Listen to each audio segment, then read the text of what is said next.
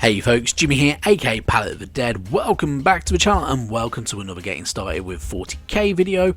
As per usual though, if you like this type of content, give it a thumbs up. Subscribe if you haven't already, tell your hobby pals to subscribe, and if you fancy it, drop a comment down below. As per usual, it helps the channel out. So, if you're not aware, we are currently looking at how to get started, or at least start a new army in the grimdark future that is the 41st millennium that takes place in the Warhammer 40k universe.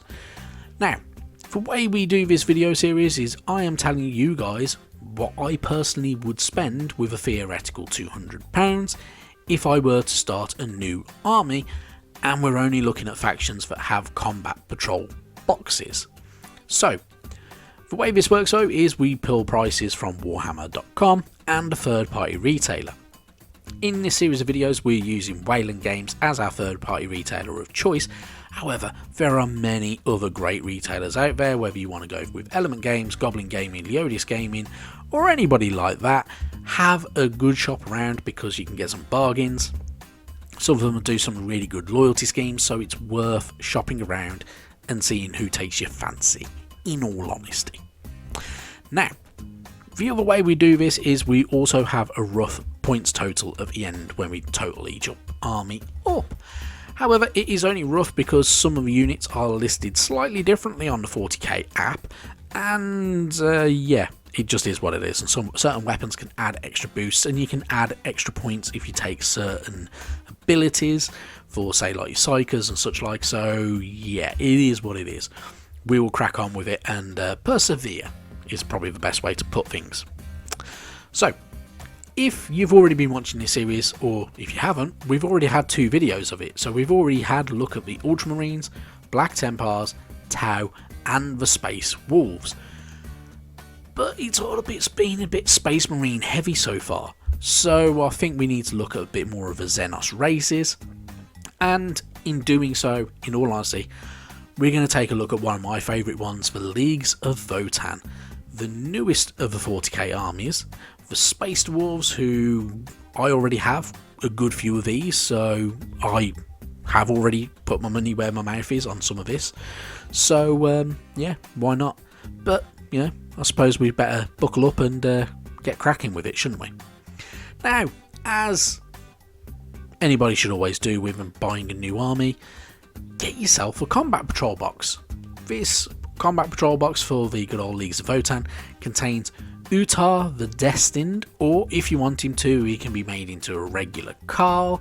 They're both nearly the same points value and very, very similar. It's just literally one doesn't have a helmet on and a different kind of iconography and a couple of little different changes. It's up to you though, have a bit of fun with it. You also get 5 of the hard-hitting Chthonian Berserks, who are the kind of slightly more bare-chested, and they have a robot friend and such like.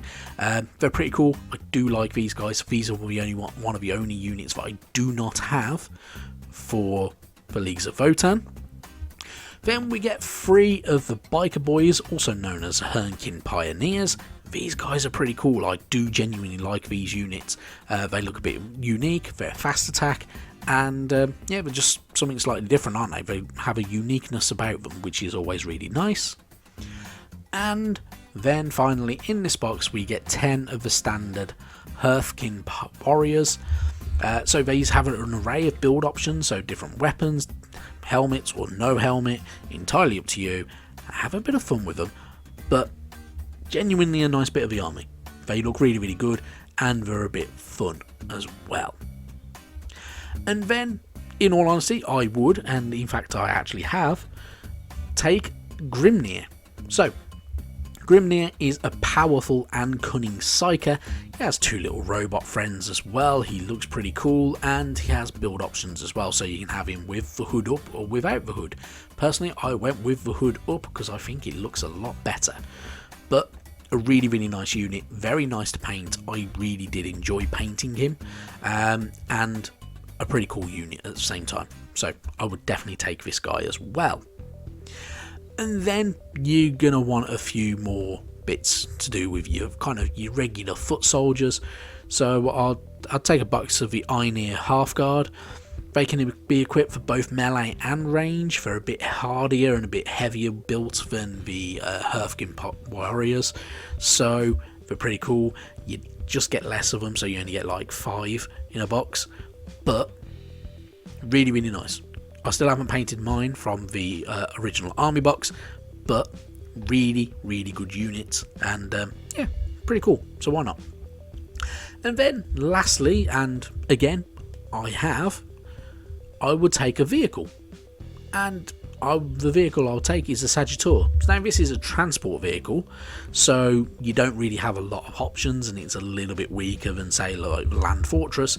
However, you do have some build options with it, so you can choose whether it's got the beam cannon, an auto cannon, or the missile launcher.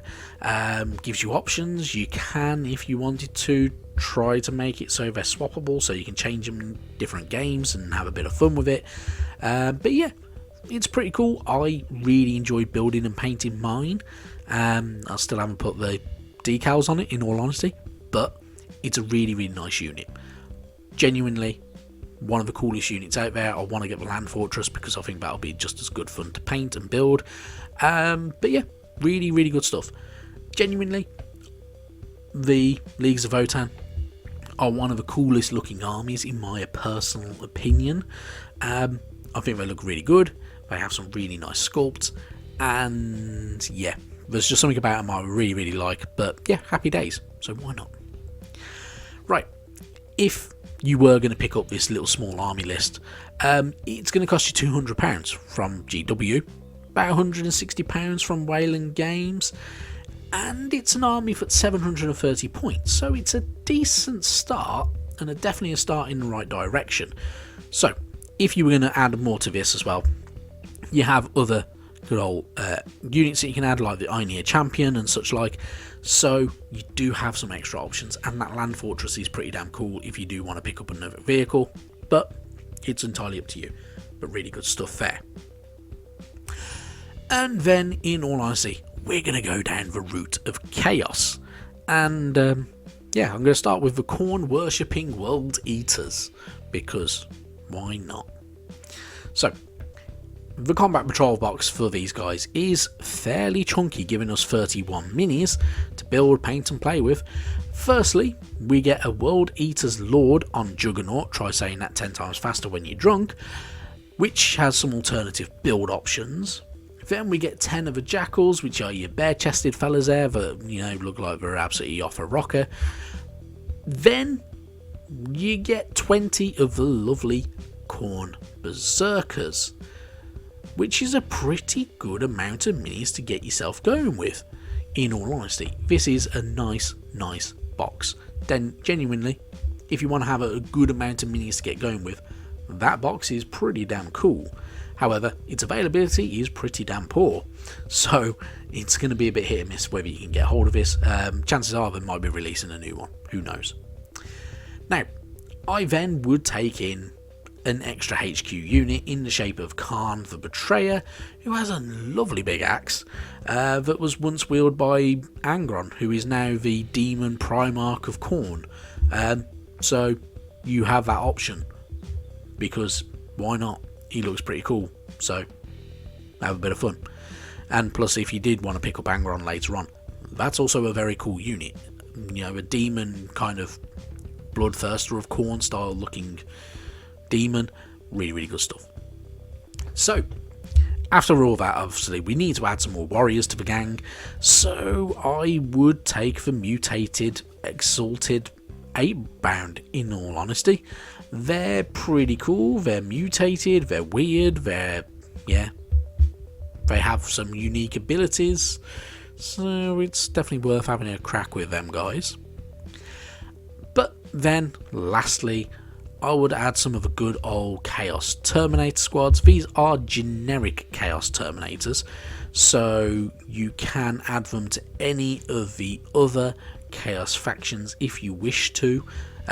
It just depends on how you want to paint them up and such like, and do all that type of stuff with them, but they can be added to the ranks of the World Eaters with ease, so it's a pretty good way of starting it. Now, This is a fairly decent army, coming in at around 1020 points. It sets you back about £195 from Warhammer.com, or if you go to a third party, then you're looking around about the £155 region, which is pretty damn good. So it's a decent little army for what you get.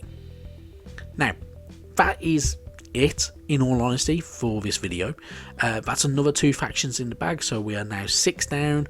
We have plenty more to go, but you know, we've had some cracking minis in there and some really nice looking ones.